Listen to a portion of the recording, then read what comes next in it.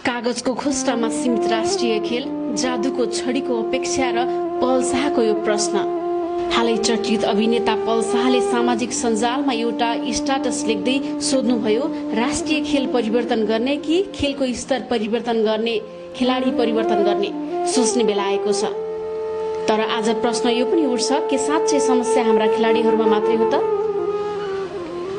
नेपालको राष्ट्रिय खेल भलिबल, तर विडम्बना यो केवल नाम र कागजको खोस्टामा मात्र सीमित छ। सरकारको लगानी शून्य प्राय छ। नेपाल भलिबल संघले निजी क्षेत्र, उद्योगी, व्यवसायी र विभिन्न प्रायोजकहरूसँग हात जोडेर चन्दा र हारगुहार मागेर भए पनि आज भलिबललाई यो स्थानसम्म पुर्याएको छ। अहिले सामाजिक सञ्जालमा मुखै फोरेर खेलाडी र प्रशिक्षकलाई नानाथरी गाली गर्नेहरूको लाम लागेको छ। तर ती आलोचना गर्नेहरू र खबरदारी गर्नेहरूले यो यथार्थ बुझेका छन्? मैदानमा हार्दा जिउ मात्र थाक्छ, तर आफ्नै समर्थकले सोसल मिडियामा विष ओकल्दा मुटु फाट्छ। हामीलाई हारको पीडा त छँदैछ, तर त्योभन्दा कैयौं गुणा बढी पीडा स्क्रिन पछाडि बसेर औँला नचाउँदै सक्दा पनि सकेनन् भनेर गाली वर्षाउनेहरूसँग छ। के लाग्छ तपाईहरूलाई? कोही देशको जर्सी लगाएर मैदानमा हार्नकै लागि उत्रिन्छ? न विश्वस्तरीय ट्रेनिङ सेन्टर छ, न आधुनिक सेवा सुविधा, तर पनि हाम्रा खेलाडीहरूले रात दिन नभनी निरन्तर रगत पसिना बगाइरहेका छन्। खेलाडीहरू मेसिन होइनन्, हाडछालाकै मान्छे हुन्। यस्तो अभाव र थकानका बीच पनि काजाखस्तान र श्रीलङ्का जस्ता बलिया टोलीसँग 5औं सेटसम्म पुगेर जसरी टोली लड्यो त्यो सम्मान योग्य छैन र? घरेलु भलिबल लिगको यथार्थ हेरौँ। पाकिस्तानका मात्र 3 जना खेलाडी नेपाली टोलीमा मिसिदा उनीहरूले टोलीलाई सहजै च्याम्पियन बनाएर ट्रफी जिताउँछन्। र्याङ्किङ र स्तरमा धेरै अगाडि रहेको पाकिस्तानका 3 जना खेलाडीको प्रभाव त यति धेरै हुन्छ भने तिनै व्यावसायिक र उच्च स्तरका खेलाडीहरूले भरिएको सिङ्गो पाकिस्तानको राष्ट्रिय टोलीसँग हाम्रा खेलाडी सोझो सेटमा हारे भनेर उनीहरूमाथि नै प्रश्न उठाउन कत्तिको न्यायोचित हुन्छ? यदि गाली गरेर, ट्रोल बनाएर, मनोबल गिराएर नेपालले ट्रफी जित्छ भने आउनुहोस् सबै मिलेर गाली नै गरौँ। तर गालीले कहिले पनि जित्दैन।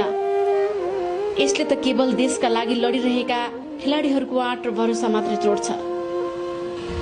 जितेका बेला हिरो बनाएर टाउकोमा चढाउने अनि एउटा हारमा भुइँमै पछारेर अपमान गर्ने, यो कस्तो खालको प्रेम हो? कहिले सोच्नु भएको छ ती खेलाडीका परिवारमाथि के बित्छ? यता सोसल मिडियामा मानिसहरू मुखै छोडेर नाना भाती गाली गरिरहेका हुन्छन्।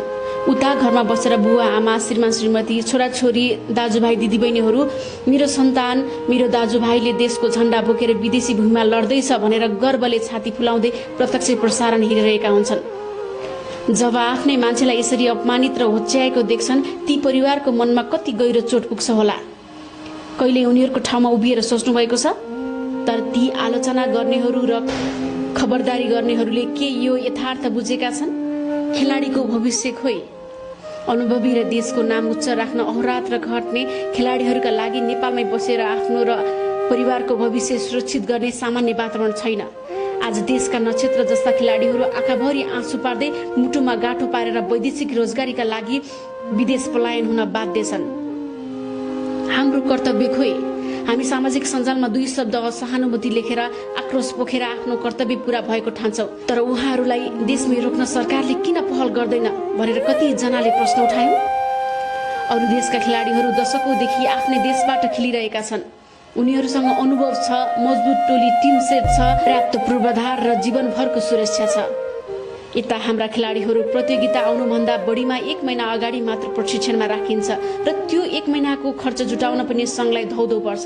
अनि यस्तो शून्य लगानी र भौतिक सुविधा विहीन परिस्थितिमा हाम्रा खेलाडीले मैदानमा छिर्ने बित्तिकै जादुको छडी घुमाएर चमत्कार गरिदिउन् भन्ने अपेक्षा राख्नु कत्तिको न्यायसङ्गत हो? पल्साजीले भने जस्तै खेल र खेल प्रणालीमा सुधार आवश्यकता छ, तर त्यो सुधार खेलाडीहरूलाई गाली गरेर वा परिवर्तन गरेर होइन, राज्यको तर्फबाट उचित लगानी, पूर्वाधार र खेलाडीहरूलाई सम्मानजनक भविष्यको ग्यारेन्टी गरेर मात्र सम्भव छ। यदि तपाईँ साँच्चै नेपाली भलिबलमा नयाँ आयाम चाहनुहुन्छ र सच्चा समर्थक हुनुहुन्छ भने अभावका बीचमा पनि छातीमा देशको झण्डा बोकेर लड्ने खेलाडीहरूलाई होइन, खेल र खेलाडीहरूलाई यो अवस्थामा छाड्ने निदिन्त सरकारी नीति र व्यवस्थापनलाई प्रश्न गरौँ। अब सोचौँ र प्रश्न गरौँ, कि अब पनि हामी सामाजिक सञ्जालमा हाम्रो खेलाडीहरूलाई गाली गरेर बस्ने कि खेलको विकास पूर्वाधार निर्माण र खेलाडीहरूको भविष्य सुनिश्चित गराउन नेपाल भलिबल सङ्घ, सरकारवाला निकाय, खेलाडी र तपाईँ हामी सम्पूर्ण भलिबल प्रेमीहरू एकै ठाउँमा उभिएर सरकारलाई घचघचाउन र दबाब दिन जुट्ने। जय खेलकुद, जय भलिबल।